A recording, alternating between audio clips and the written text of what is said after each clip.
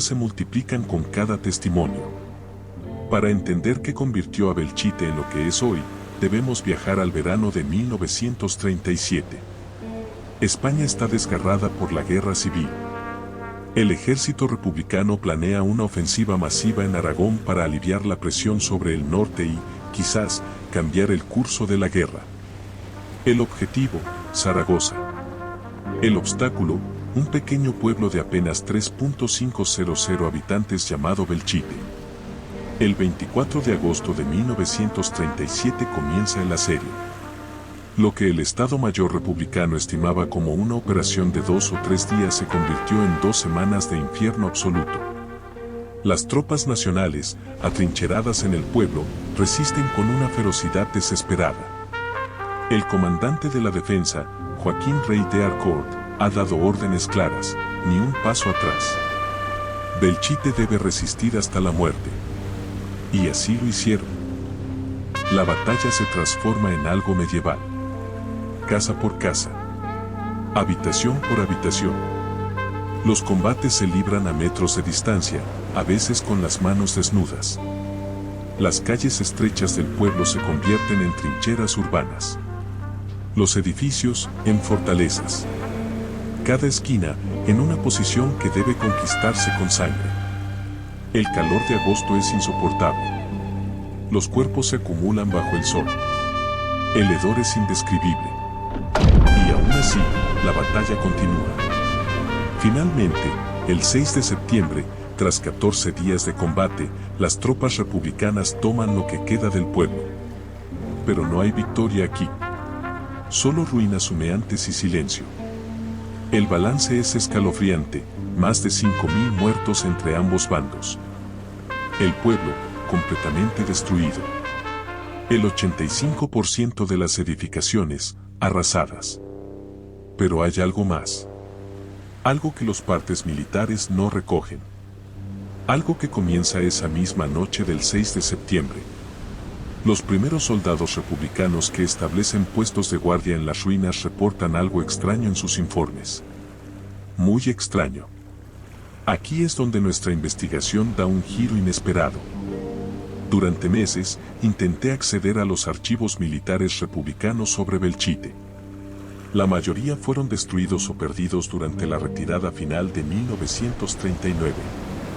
Pero en el Archivo Histórico Militar de Ávila encontré algo extraordinario, un legajo olvidado, mal catalogado, con fecha de septiembre de 1937. Son informes de guardia. Rutinarios, aparentemente. Pero al leerlos con atención, aparece un patrón perturbador. Informe del cabo Ramón Esteves, 8 de septiembre de 1937, 3:15 horas.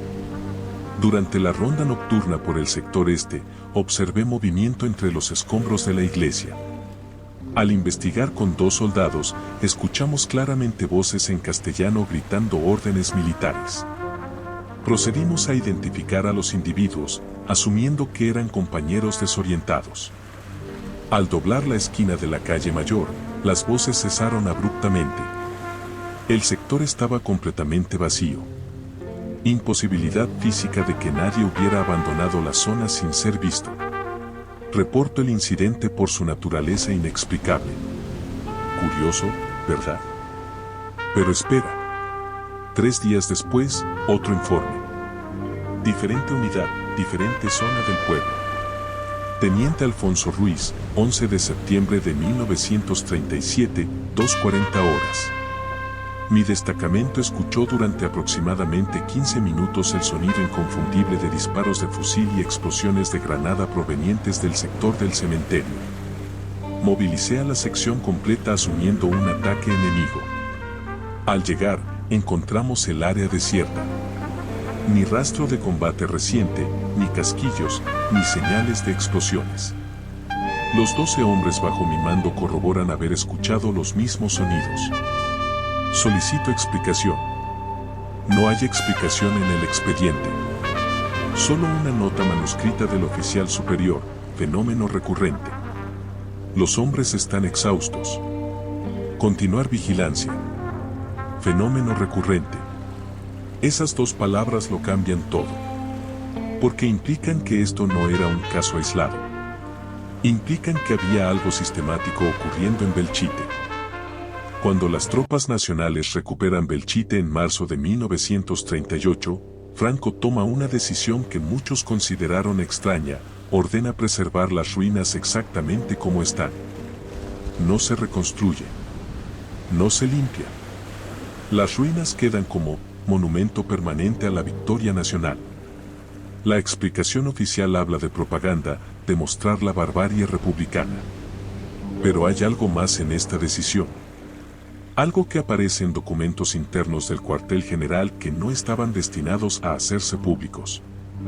En mayo de 1938, apenas 2 meses después de la reconquista, el comandante militar de la zona envía un telegrama urgente a Burgos. Lo encontré en el Archivo General Militar de Segovia, expediente 4.472, clasificado hasta 1995. El texto es breve pero revelador. Imposibilidad de mantener guardia permanente en ruinas. Solicito relevo completo de la guarnición. Los hombres se niegan a patrullar de noche. Reportan fenómenos incompatibles con mantenimiento de disciplina. Requiero instrucciones urgentes. La respuesta desde Burgos es fría y burocrática. Ruinas de Belchite son monumento nacional. Guardia se mantiene. Soldados que se nieguen a cumplir órdenes serán procesados por insubordinación. Fenómenos reportados son producto de imaginación y fatiga. No hay más discusión sobre este asunto. Pero el problema no desaparece. Los traslados se multiplican. En un periodo de 2 años, entre 1938 y 1940, 17 guardias diferentes son asignados a Belchite. El promedio de permanencia es de 6 semanas. Varios solicitan traslado al frente de guerra, prefiriendo el combate real a seguir vigilando las ruinas. Avanzamos ahora a 1955. Han pasado 18 años desde la batalla. Franco ha decidido construir un nuevo Belchite, a escasos 500 metros de las ruinas. Los vecinos, dispersados desde 1937, pueden finalmente regresar, pero no al pueblo que conocieron. Ese permanece intocable, fantasmal. Y es precisamente en este contexto cuando el ejército realiza algo extraordinario, una investigación formal sobre los fenómenos de Belchite. El documento se titula Informe sobre sucesos anómalos en zona monumental de Belchite. Clasificación, uso interno. Comandancia Militar de Zaragoza, 1955. Este informe es el santo grial de la investigación sobre Belchite. Durante décadas se pensó que era una leyenda urbana. Yo mismo dudé de su existencia hasta que, siguiendo una pista proporcionada por un historiador militar retirado, lo encontré en los archivos de la Capitanía General de Zaragoza. 47 páginas. 47 testimonios diferentes. Todos documentados, fechados, con nombres completos y rangos militares. Déjame compartir contigo algunos extractos. Y te advierto, estos no son relatos de campesinos supersticiosos o turistas impresionables. Son testimonios de militares profesionales, educados en el racionalismo militar más estricto. Testimonio 12, Sargento Primero Luis Mendoza Campos, destacado en Belchite entre enero y marzo de 1952. Asterisco, en la noche del 14 de febrero, luna llena, realizaba ronda de inspección aproximadamente a las 2:30 horas. Al pasar por la calle del Plano, observé claramente una formación de aproximadamente 20 figuras humanas avanzando en orden militar. Vestían uniformes que identifiqué como de época de guerra. Portaban fusiles al hombro. Marchaban en perfecto silencio. Al dar la voz de alto, la formación completa se desvaneció instantáneamente. No hubo tiempo para escape físico. Simplemente desaparecieron. Inspeccioné el área durante 30 minutos. No encontré rastro de presencia humana. No había huellas en el polvo acumulado de la calle. Realicé el informe pertinente sabiendo que sería archivado sin investigación, como todos los anteriores. ¿Captaste esa última frase? Como todos los anteriores. Estos incidentes eran tan comunes que los guardias habían desarrollado una rutina para reportarlos. Testimonio 31, Cabo Ángel Prieto Ramos, 1954. Solicité traslado tras 3 meses en Belchite. No puedo continuar. Las noches de luna llena son insoportables. Se escuchan gritos, disparos, explosiones. Pero lo peor son las voces. Voces pidiendo ayuda. Voces llamando a sus madres. Voces en agonía. Provienen de las ruinas, pero no hay nadie allí. Lo he comprobado docenas de veces. Mi compañero, el soldado Martínez, sufrió un colapso nervioso la semana pasada. Gritaba que los veía, que venían a por él. Fue evacuado. No puedo más. El informe concluye con una recomendación sorprendente, que se establezca un protocolo para los guardias que incluya rotación cada 3 semanas, prohibición de guardias nocturnas en solitario y apoyo psicológico. La recomendación fue ignorada. El informe, archivado y olvidado. Pero los militares no son los únicos testigos. A medida que el nuevo Belchite crece en los años 50 y 60, los civiles que regresan descubren que el pueblo viejo sigue activo. Para esta parte de la investigación, viajé al Belchite actual. Hablé con descendientes de las familias originales. Con personas que vivieron junto a las ruinas durante décadas. Sus testimonios coinciden de manera escalofriante. Entrevista con Carmen M., 76 años, hija de supervivientes de la batalla. Mi padre nunca hablaba de lo que vio durante el sitio. Nunca. Pero cuando nos mudamos al Pueblo Nuevo en 1956, yo tenía 8 años, había noches que se levantaba y miraba hacia las ruinas desde la ventana. Una vez le pregunté qué miraba. Me dijo, están marchando otra vez. No preguntes más. Años después, siendo yo ya adolescente, una noche de verano no podía dormir por el calor. Salí al balcón, debían ser las 3 de la madrugada. Y lo vi. Dios es testigo que lo vi. Sombras. Muchas sombras moviéndose entre las ruinas. En formación. Como soldados. Vi cómo entraban en lo que quedaba de la iglesia y simplemente desaparecían dentro. Bajé corriendo a despertar a mi padre. Él subió, miró y me dijo, ahora ya lo sabes. Por eso mantenemos las distancias. Nunca más hablamos del tema. Los testimonios se acumulan. Todos con el mismo patrón, noches de luna llena, figuras marchando, sonidos de batalla, voces en las ruinas. Testimonio de Alfonso G., guardia civil retirado. Estuve destacado en Belchite entre 1968 y 1971. 3 años. Los peores de mi carrera. Las llamadas al cuartel eran constantes. Gente que pasaba por la carretera de noche jurando haber visto luces en las ruinas. Parejas jóvenes que iban allí, Dios sabe por qué, y salían corriendo aterradas. Turistas que acampaban cerca y aparecían en el cuartel a medianoche pidiendo protección.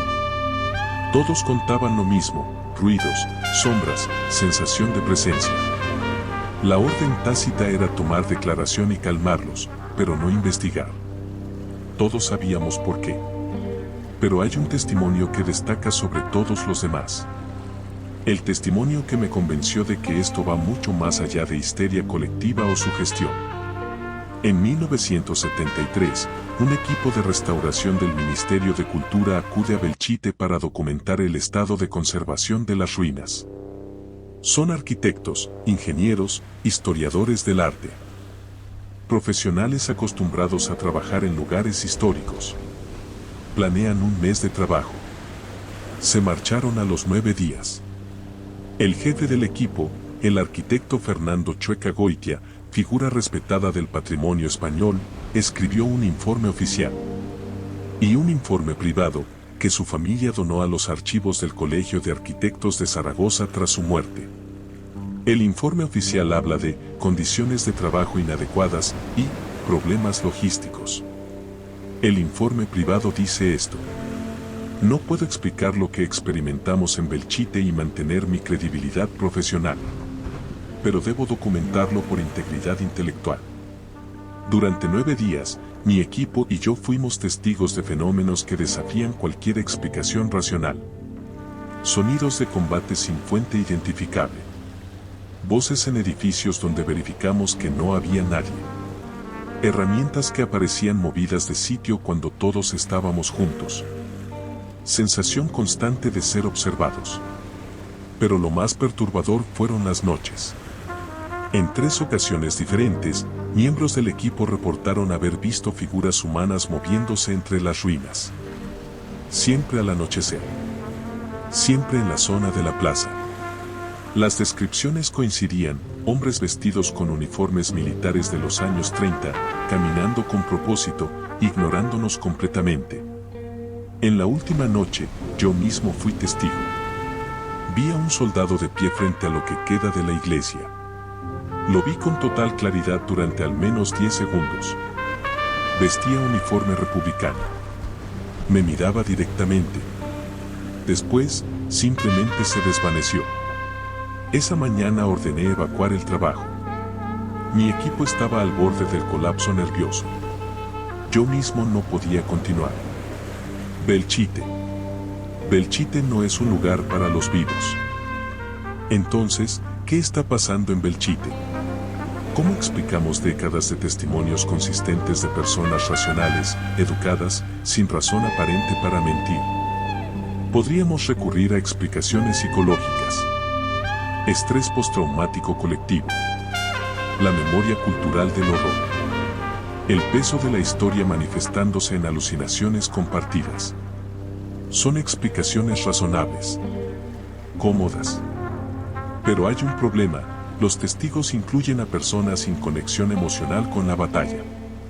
Extranjeros. Técnicos.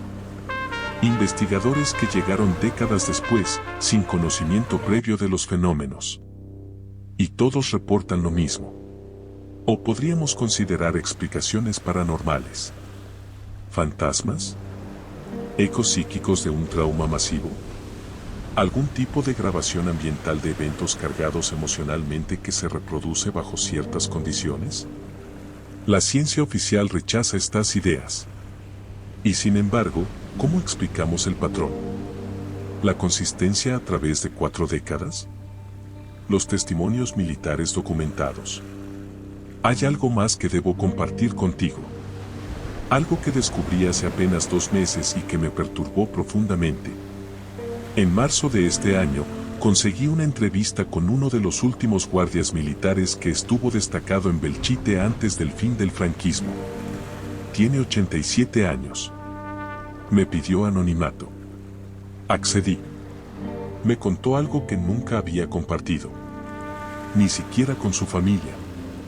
En septiembre de 1977, fíjate en la fecha, exactamente 40 años después de la batalla, fue asignado a Belchite junto con otro soldado para una guardia rutinaria.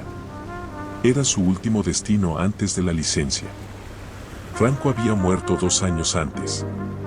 España estaba en plena transición. La dictadura se desmoronaba.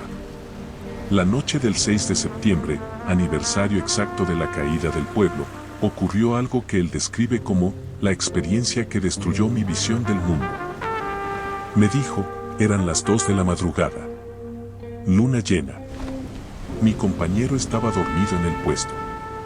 Yo hacía ronda. De repente, lo vi todo. No sombras. No figuras borrosas. Los vi a ellos. A todos. Le pregunté qué quería decir con todos, punto. A los soldados. Cientos. Republicanos y nacionales. Combatiendo. Muriendo. Lo vi como si estuviera allí, en 1937. No era una visión. Era real. Más real que tú ahora mismo sentado frente a mí. Vi a un soldado caer herido a 3 metros de mí. Vi su cara. Era un chico. 18, 20 años como mucho. Me miró. y me habló. ¿Qué te dijo? Dijo, todavía estamos aquí. No nos habéis dejado marchar.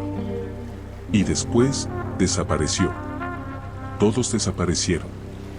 Como si alguien hubiera apagado una luz. Me encontré solo, de rodillas, llorando sin control. Deserté esa misma noche. Abandoné mi puesto. Caminé hasta Zaragoza. Me entregué y acepté el castigo. Dijeron que había tenido un brote psicótico. Quizás tenían razón. Pero yo sé lo que vi. Y sé lo que me dijo. Todavía estamos aquí. Entonces, ¿qué conclusión sacamos de todo esto? ¿Qué significa Belchite? He pasado 6 meses investigando este caso. He leído cientos de páginas de documentos. He entrevistado a docenas de testigos. He caminado por esas ruinas. Y creo que la respuesta no está en lo paranormal o lo psicológico. Está en algo mucho más profundo. Belchite es una herida abierta en la memoria de España. Es el lugar donde la guerra civil nunca terminó realmente. Donde el trauma colectivo se hizo piedra y silencio. Franco quiso convertirlo en un monumento a su victoria. Pero se convirtió en otra cosa, un recordatorio permanente del horror. Del precio. De los miles de jóvenes que murieron en esas calles por causas que muchos apenas comprendían. Y quizás, solo quizás, hay verdades que van más allá de nuestra comprensión. Eventos tan cargados de horror, dolor y muerte que dejan una marca. No solo en los supervivientes. No solo en la historia. Sino en el lugar mismo. Las ruinas de Belchite siguen ahí. Puedes visitarlas. De hecho, se han convertido en una atracción turística. Hay visitas guiadas. Carteles informativos. Pero los guías locales te dirán algo curioso, nunca hacen visitas nocturnas. Nunca en luna llena. Y nunca, jamás, el 6 de septiembre. Cuando las preguntas que te cuestionas no tienen respuesta, allá ves el video que hicimos sobre otra historia si quieres más información del tema. Dicen que hay lugares en el mundo donde el pasado no descansa. Donde los muertos no pueden marcharse. Donde la historia se niega a ser historia. Belchite es uno de esos lugares. Y lo que me perturba, lo que me quita el sueño desde que empecé esta investigación, es una pregunta simple: ¿y si ese guardia tenía razón? ¿Y si realmente siguen ahí? ¿Y si llevan 80 años esperando que alguien les deje marchar? Yo no tengo la respuesta. Quizás tú tampoco. Pero la próxima vez que pases cerca de Belchite en una noche de luna llena, quizás escuches el eco de botas marchando. Quizás veas sombras donde no debería haberlas. Y entonces, quizás, comprendas que hay preguntas que no tienen respuesta. Solo testigos. Este ha sido el caso de Belchite. Gracias por acompañarme en esta investigación. Si este video te ha impactado, si te ha hecho pensar, compártelo. Y dime en los comentarios, ¿crees que los lugares pueden retener memoria? ¿Crees que el trauma deja marcas que van más allá de lo físico? Nos vemos en el próximo misterio. Si me atrevo a investigar otro después de esto. Si te gustó, dale un like y suscríbete.